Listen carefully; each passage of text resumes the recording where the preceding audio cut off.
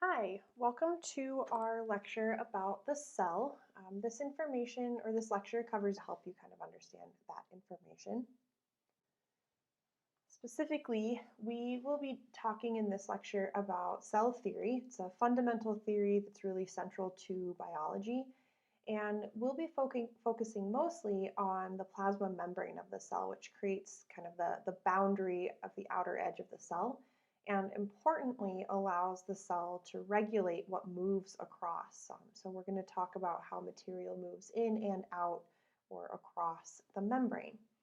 So let's go ahead and get started. So the cell theory, if you remember from our first lectures together, we talked about how all living things are made of cells.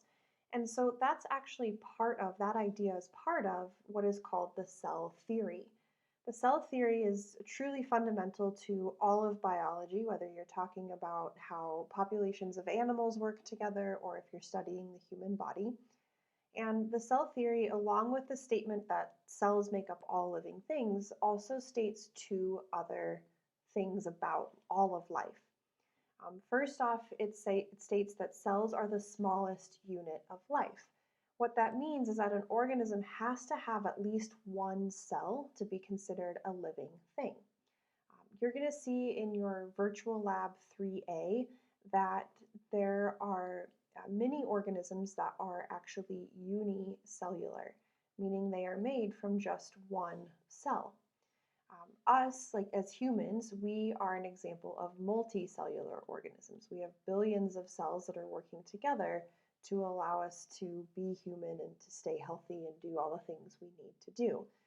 But at the very heart of our life, we are made of at least one cell, whether you're an amoeba or a dog or a human.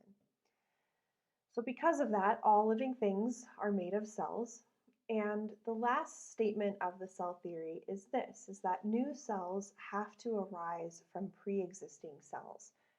We're going to talk a lot about this when we get into our genetics portion of the class later in the semester.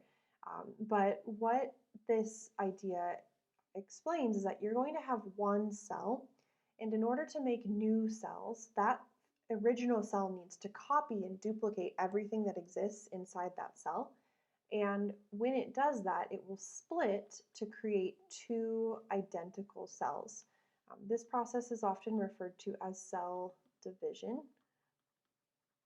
or mitosis. And we're going to talk a lot about this later in the semester, but really, in order to make new cells, so if you ever get a paper cut and you need to replace the cells that were damaged, you have to have pre-existing cells that then divide to create new cells. So all cells have to come from pre-existing cells. So that is the cell theory, again, fundamental to biology. Something else that we'll be seeing really throughout the rest of the semester is that in the human body specifically, because this class focuses mostly on the human body, we will start to see that cells within our bodies are highly specialized. And because of that specialization, each cell type that we talk about is going to have a very specific structure, and that structure very much defines the function of that cell. So for example, we have three different types of cells shown in the figure here. We have an egg and sperm cells shown in the far left picture. The egg is kind of this, it's hiding kind of behind all of these sperm during a fertilization event, but it's the red kind of falsely colored circle we see in the back. And then we have sperm, which are the little falsely colored turquoise cells. Eggs and sperm do very different things. Eggs basically are released from the ovary in a female, and they travel down the fallopian tube towards the uterus, where during that journey they wait to be fertilized by a sperm. A sperm's job is to swim and to deliver genetic information to the egg. So we can see that these two cells look very different because they have very different jobs. Red blood cells that we see here in the center picture, these are specialized to carry oxygen through our blood. These deliver oxygen to our cells and also pick up waste. And so they have a very specific structure which allows them to do that. And finally, muscle cells, which are shown in this final picture here on the right, they are highly specialized to contract. We're going to talk a lot about muscles here in the next few weeks, but muscle cells are designed to shorten. When they do that, they pull on our skeleton, which allows our body to move. So each of these cells has a very distinct structure, which allows them to do a very different job from one another. And we'll really see that idea that cells are very specialized throughout the rest of the semester. So you guys have a virtual lab, Lab 3A, where you are going to dive into the internal structures and study those structures that we find inside the cell. Those structures are called organelles. You can think of them as tiny organs. And you'll also see in chapter 3.6 that your book describes the cytoskeleton. Cyto means cell, so cytoskeleton means cell skeleton. So cells actually do have a skeleton of sorts that allows them to maintain kind of their shape and structure.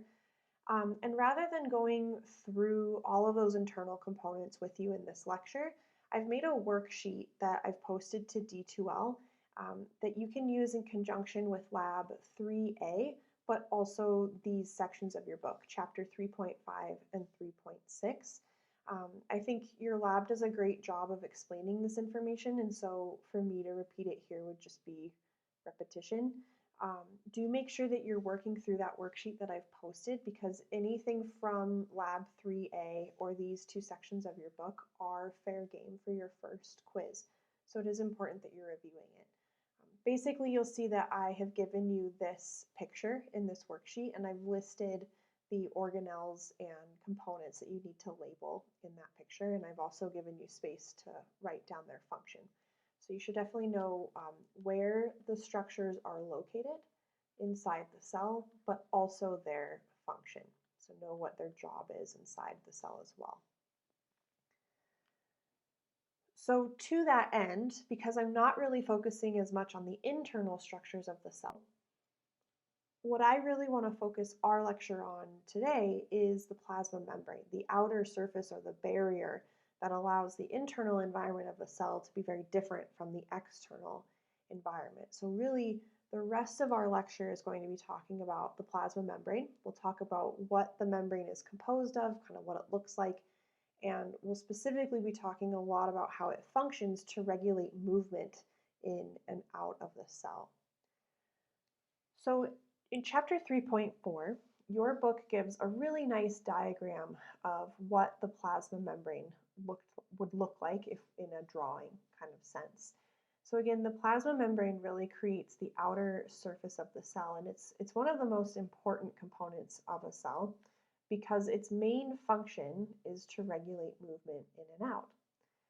If we were to zoom in on the plasma membrane and look more closely at a diagram of this, we would see that the plasma membrane is composed of phospholipids. We're going to talk a little bit on the next slide in more detail about phospholipids. Remember, those are part of our lipids that we talked about of our macromolecules. We would also see that within that phospholipid membrane, we also have proteins that are embedded in that membrane. The proteins in this diagram are purple in color. And notice as you're kind of looking at each of these proteins that are embedded here, they all look slightly different. Remember, proteins, similar to cells, have very specific structures, which gives them very specific jobs. We can also see that there are carbohydrates. Those are kind of the blue hexagon structures that we see on the extracellular face, the face that is on the outside of the cell. We also see another type of lipid, cholesterol, embedded in the membrane too. So we have 3 of our 4 macromolecule classes. We have lipids, phospholipids, and cholesterol. We have proteins, and we have carbohydrates. So of all those molecules we talked about in the previous week, we're seeing 3 out of those 4 functioning in just the plasma membrane, just one component of the cell. But really, we wouldn't have a plasma membrane if it wasn't for our phospholipids. So I do want to take a second to talk about this lipid class in a little more detail. So actually, going back to chapter 2 for a moment, I want to remind you from our macromolecules lecture that phospholipids have a very unique structure in terms of their molecular makeup. Remember that we can kind of just refer to phospholipids in general look like a kind of ball or a balloon with two strings. Remember the balloon portion, that yellow portion, we just refer to this, or I've just referred to this as the phosphate head. And remember that that portion is very hydrophilic, meaning it loves water. Another term you will see often used with hydrophilic components is polar. That just means that the bonds that make up this component of the molecule are polar covalent bonds. So that means electrons are being shared unequally, hopefully you remember. So this portion of our molecule, that phosphate head, loves water. But remember the fatty acids, those two balloon tails, those are very hydrophobic. They hate water. They want nothing to do with water. Another term you'll see used with hydrophobic is nonpolar. Remember, carbon and hydrogen bonds, which we see make up the bulk of those fatty acid chains, are nonpolar covalent bonds. They're sharing electrons equally. So we have kind of a conundrum here where part of our molecule loves water, part of our molecule hates water. So because of this, these molecules are going to arrange themselves in a very specific way. What they're going to do is they are going to come together to create what is called a bilayer. And you can see that in this middle figure here, where notice that we have bi meaning two, we have two layers of these phospholipids coming together. And when they come together, notice that the phosphate heads of those molecules are facing either what is called the extracellular fluid or the intracellular fluid. Extracellular just refers to the region outside of the cell. The cytoplasm or the intracellular fluid refers to the region inside the cell. Both of these regions are largely composed of water. They're probably about 90% water in both cases. So notice that because these environments have water, the water-loving portion of our phospholipids is facing that environment. So this portion is very happy. They say, sweet, I'm facing the thing that I love. By creating a bilayer, by creating two layers here, that also allows the hydrophobic tails to be happy as well. So notice that when this bilayer is created, the tails are oriented so that they are sitting kind of in the middle. They're not facing water. There is absolutely no water inside that center. And so that allows those hydrophobic tails to hide from the thing that they fear. So by creating a bilayer, we allow both components of our molecule to be happy, and this bilayer really makes up the main component of the plasma membrane. So if we go back here in a moment to our diagram, notice that it's really the phospholipid bilayer that's truly creating that barrier or that plasma membrane. So again, notice here, most of the plasma membrane is made of phospholipids. But however, we do have kind of a mosaic of proteins, other lipids like cholesterol and carbohydrates that also associate themselves with this structure. So there often is a term called the fluid mosaic molecule that is used to describe the overall structure of the plasma membrane. The mosaic component refers to the fact that we have a mosaic or a collection of different components kind of embedded into those phospholipids, carbohydrates, cholesterol, proteins, things like that. The fluid portion actually refers to the fact that these components can move. The phospholipids move the most. So the phospholipids are going to show the most fluidity. They can move laterally, meaning they move from left to right, or they can rotate, so they kind of look like a top spinning on its head. Occasionally, they can also flip-flop, where one phospholipid that's facing the outside could switch places with a phospholipid that's facing the inside of the cell.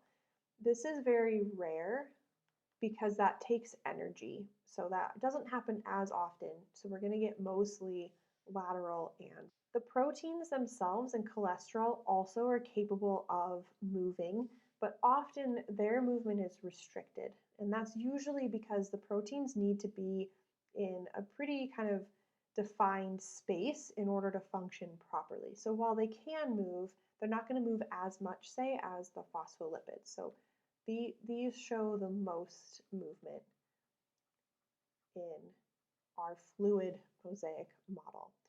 But really, that is the plasma membrane. We have a collection of phospholipids forming a bilayer. That bilayer can then have proteins, other lipids, and carbohydrates embedded in it. So we create this mosaic, and it is fluid. There is some movement that is allowed between these different components. So let's talk a little bit about the functions of the plasma membrane. So obviously, because this is the outermost structure that we see, kind of the first function of the plasma membrane is that it creates a barrier. And that's important because it can protect whatever is inside the cell here. So again, like all of these organelles can now be protected. But what's also really critical about this membrane is while it creates a barrier, it's also not like a solid concrete wall. It actually is semi or selectively permeable. What that means is if something is permeable, things, or specifically molecules, can pass through the membrane. Being selectively permeable means that the plasma membrane can regulate what goes in and out. And that's really important because it allows the cytoplasm, that intracellular environment, to be very different from the extracellular environment, from the environment outside of the cell. And so because of that, we can create an internal environment that's behaving potentially very differently than what's going on in the outside environment. So by regulating what can move in and out, we can create two different environments outside and inside of the cell, which is really critical. That's going to define kind of how a cell acts and behaves and functions. We're going to talk in more detail really for the rest of lecture about the selective permeability of the membrane. But before we do, I just want to highlight the remaining three functions of the plasma membrane. And those are communication, cell-cell recognition, and binding cells together. We're going to talk about these more as we get into things like the immune system and tissues, which is going to be our next lecture. But really, because of the both proteins and carbohydrates that live in this membrane, that allows the cell to do these remaining three functions. Cells can communicate with each other because of the carbohydrates that we find on the surface of the plasma membrane. Those carbohydrates also allow for, say, the immune system to recognize our cells and know, okay, you belong to me, but we can also use, our immune system can also use what they know to determine if we have an invading pathogen, for example. And both the proteins and the carbohydrates function in binding cells together. We're going to learn about tissues in our next recorded lecture, and we'll see that tissues are a collection of cells working together. But in order for them to work together, they have to be stuck to one another in order to create a larger structure. But really what I want to focus on for the rest of lecture is this selectively permeable aspect, to talk about how the movement of material is regulated across the plasma membrane. So in general, there are three types of movements that can happen across the membrane, and we're going to discuss all of these. And those are diffusion and osmosis, active transport, and bulk transport. We're going to spend most of our time talking about diffusion and osmosis because this is going to help you with Lab 3B, which basically is a virtual lab looking at how the movement of water and other components is tightly regulated across the plasma membrane. But we'll look a little bit at active and bulk transport as well. But let's go ahead and get into diffusion first. So diffusion, as a definition, just tells you that particles are going to move from areas where they are highly concentrated to areas where they are not as concentrated, so where they have a low concentration. Because we're specifically talking that term into our definition, where we say that diffusion or simple diffusion, which is the first type of diffusion we're talking about, is just the movement of particles across the plasma membrane from an area where they have a high concentration to an area where they have a low concentration. So in this example, notice that we have kind of these little jelly bean structures here, and it's pretty obvious that they have a high concentration outside of the cell in the extracellular fluid.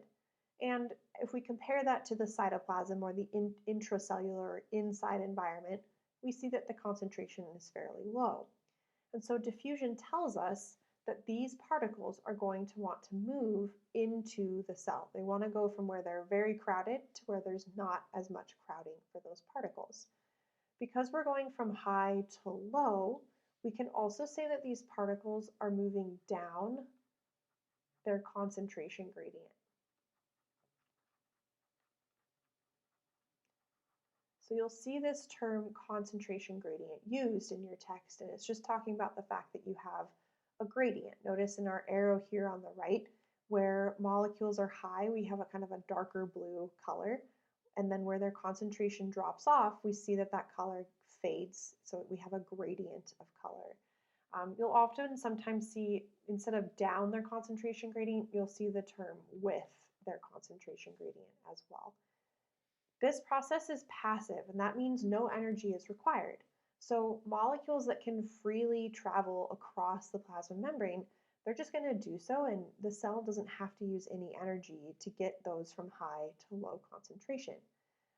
Something I want to highlight though is that notice in this situation, these particles are kind of squeezing themselves through that center of the bilayer. Remember that center is very hydrophobic. So the only particles that are capable of kind of simply diffusing in this manner are particles that are also typically hydrophobic, or what we call lipid soluble. We have a lot of other particles or molecules that have to move across the membrane, and they are not hydrophobic. Instead, they are hydrophilic. So this interior region is actually going to want to try to reject those particles. So when that happens,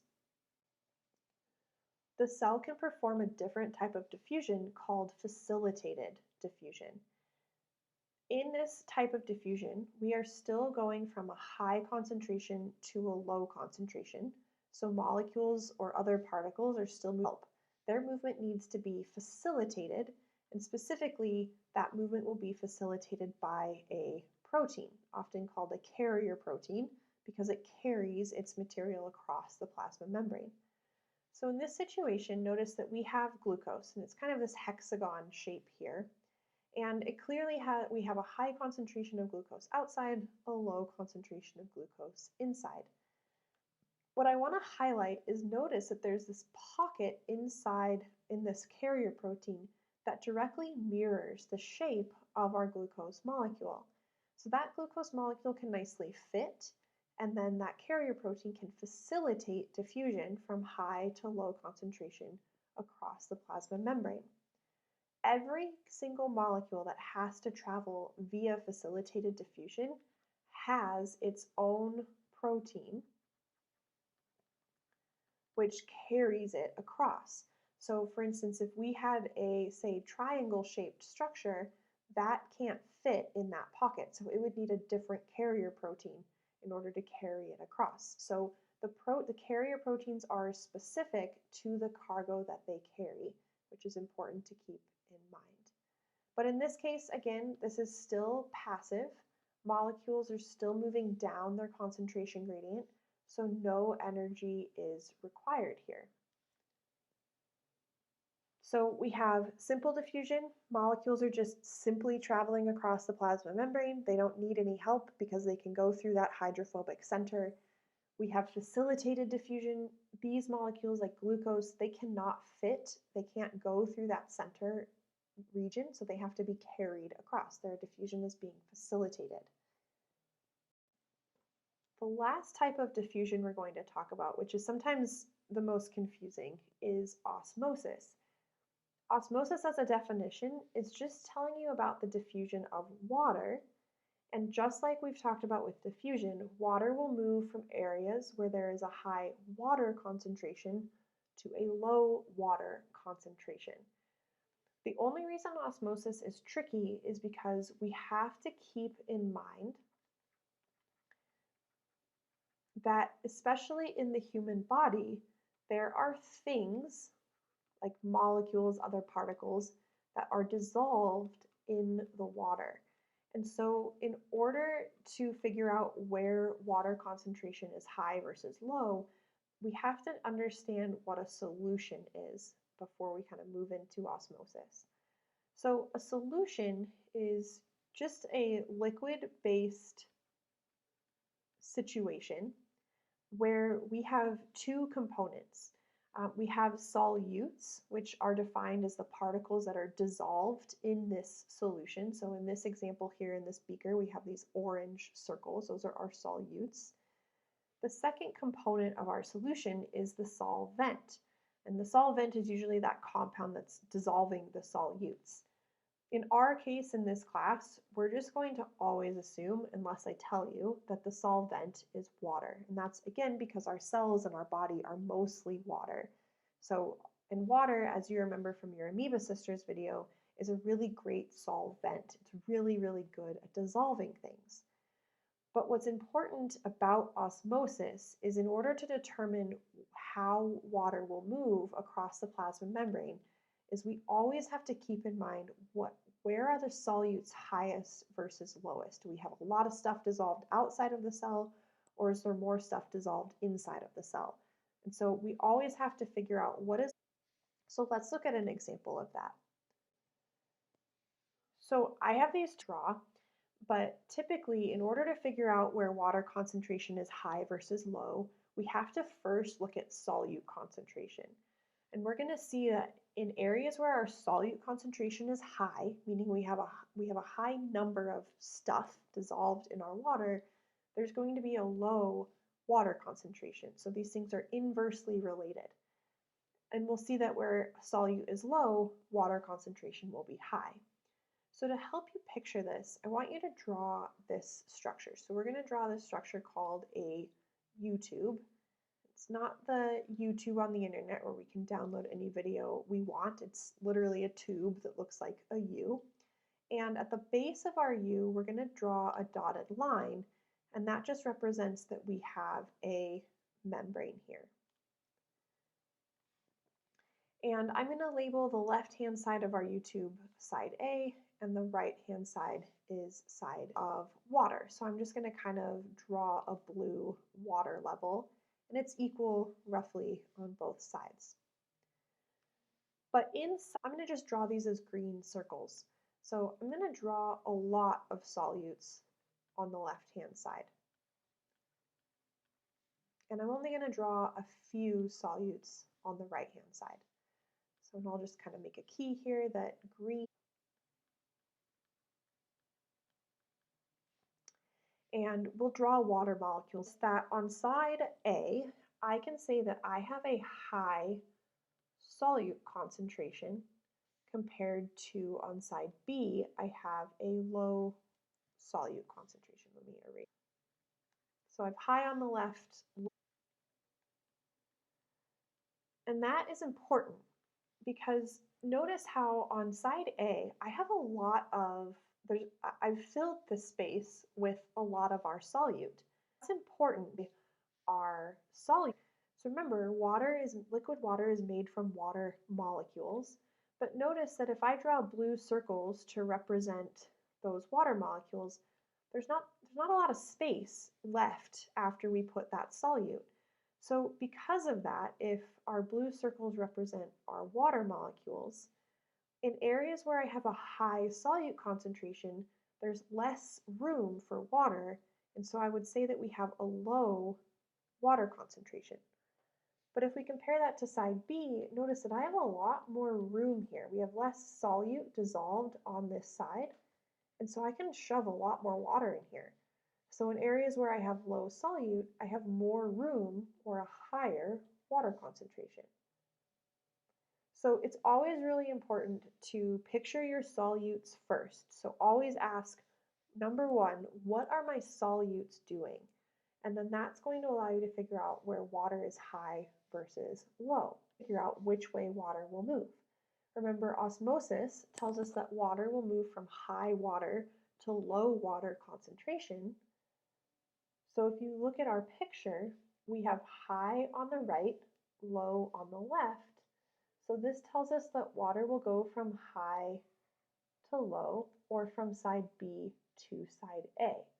So water is going to move from B to A in this example. And the movement of water across the cell is very, very vital for cell health. And because it's so important, there are some specific terms that we are going to use and that you'll see in Lab 3B that are important for helping us to understand which direction water moves. So in general, when we want to compare the concentration of solutes across a plasma membrane, we're talking about a phenomenon called tonicity. So all tonicity does is it compares the environment on the outside of the cell to the environment inside the cell, and it allows us to figure out where concentrations are highest versus lowest. And there's three terms that we can use with tonicity. Those are isotonic, hypertonic, and hypotonic. Iso means the same.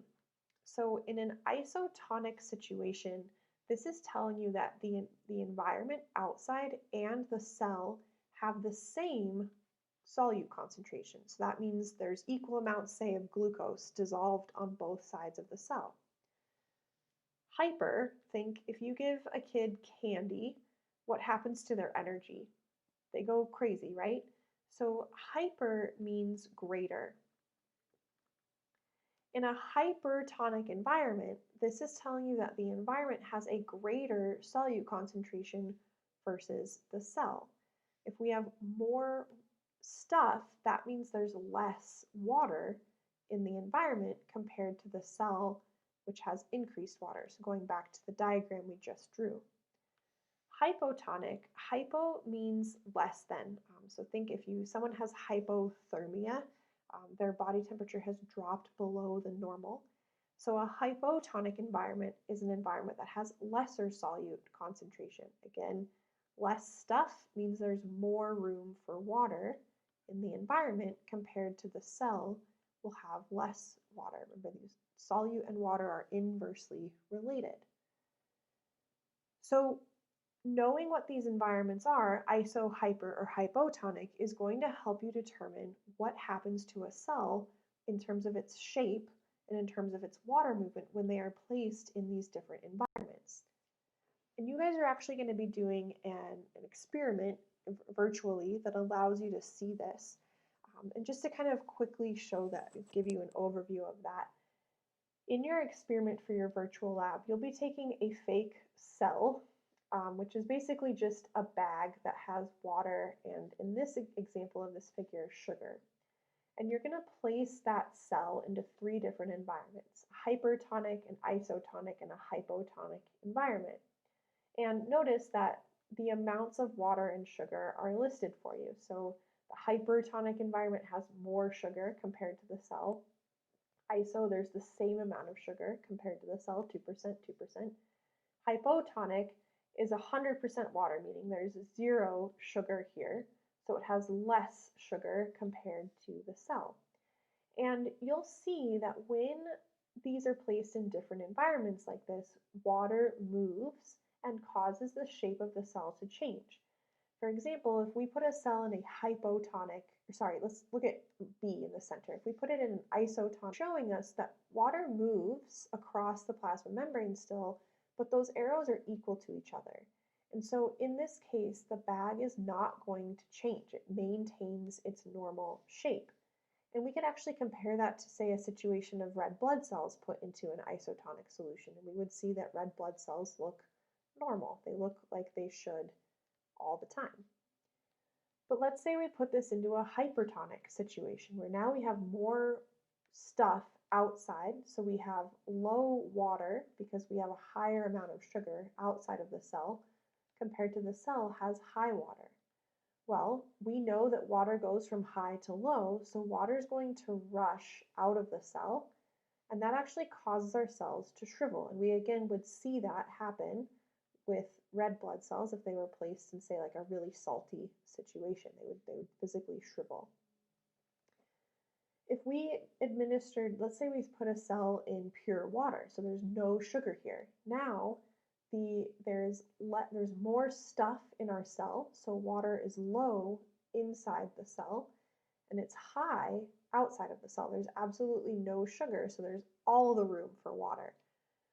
So that means that water is going to flow into the cell, and in your experiment you'll see that the bag is going to swell, but in some cases that can actually cause the cells to burst, say if this was in our body, which can be very dangerous. Another term you'll see for a burst cell is that it is lysed. It's just a fancy name for saying the cells have burst. So you'll be seeing this in your lab, but understanding the difference between hyper, iso, and hypotonic is really important. And again, drawing it out like I have in this figure can be really helpful as well to help you visualize that. So at this point, we have talked about our first type of movement, diffusion and osmosis, where again, everything that we've talked about is always moving from high to low concentrations. And so this process is passive. No energy is required for any of that movement that we just talked about. The next two types of movement that we'll talk about across the membrane are active and bulk transport, and these processes do require energy. We're not going to spend a ton of time on these. I'm just going to kind of quickly introduce them to you. So in active transport, the big key difference that's happening here is that we are going against our concentration gradient. So this is where we are trying to move particles not from high to low, but from low to high concentrations. So notice in this figure here, we've switched our movement where we're going from low concentration to high concentration. So effectively what we're doing is we're having to push material against that gradient. And this process requires energy. And so we're going to see that ATP, our energy molecule, is always used in a process like this. So in this example here, notice that we have our square-shaped particle. It's clearly very high in concentration inside the cell and low in concentration outside of the cell. We're still going to use a carrier protein, so our little molecule is going to fit into its little pocket within the carrier protein, and we can see that using ATP, that carrier protein can physically push that material into the cell. But again, this is called active transport because we require ATP. We have to use energy in order to go against our concentration gradient. So basically we're just defying the laws of diffusion here. So anytime we're trying to break a physical law, we have to use energy to do so. Bulk transport also uses energy because in this type of transport, we have to physically fuse or break pieces of the plasma membrane off of that surface. But really what we're doing here in bulk transport is we are moving particles in large amounts. So rather than move things like one at a time, we're going to package a bunch of stuff into a little, what is called vesicle, that allows us to move a bunch of stuff all at once. So there are two types of bulk transport that we will talk about, endocytosis and exocytosis. There's our root of cyto again, so we're talking about the cell. Endo means in, so think enter for endo, so we're going to move material into the cell. Exo, think exit for exo, so we're going to move material out of the cell in that process. For both of these processes, we have to use what is called a vesicle. And a vesicle is really just a membrane-bound compartment. And you can see examples of those in all three figures here on the right. So we have a vesicle here that is carrying a bacterium. We have a vesicle here that's carrying green and red particles, and we have a vesicle here that's carrying green particles. So notice that the vesicles are just a lipid bilayer, so they're made of the same phospholipid bilayer that the plasma membrane is, and they basically work like a little shopping bag where they're just carrying a bunch of cargo inside of them, and we can either bring material in or push material out of the cell using those vesicles. So the top two figures are giving, so up here at the top we have two examples of how to move material into the cell. Some cells are specialized where they can actually bring in large material like a bacterium, so that it could then be degraded. So for instance, our immune system can do this. But notice that what's happening is that there's a pocket kind of at the surface of the plasma membrane, and our bacterium or our cargo here on the right-hand side, it can fit into that pocket. And pocket's going to get bigger and bigger until the 2 points of our plasma membrane, this process is going to actually cause a pinching where our little vesicle is going to pop off, and now it can, that whatever cargo was stuck in that pocket can be carried into the cell. So notice that we're forming a vesicle by making a pocket and pinching it off of the plasma membrane, which brings material into the cell. Exocytosis is the opposite, where we're going to start with a vesicle. So typically what's happened is inside the cell has made some type of molecule that needs to be transported out of the cell. Maybe it's waste, maybe it's a signaling molecule like a hormone, but this green substance, this green particle needs to leave. So that material is going to get packaged into our vesicle, and our vesicle is going to move towards the plasma membrane.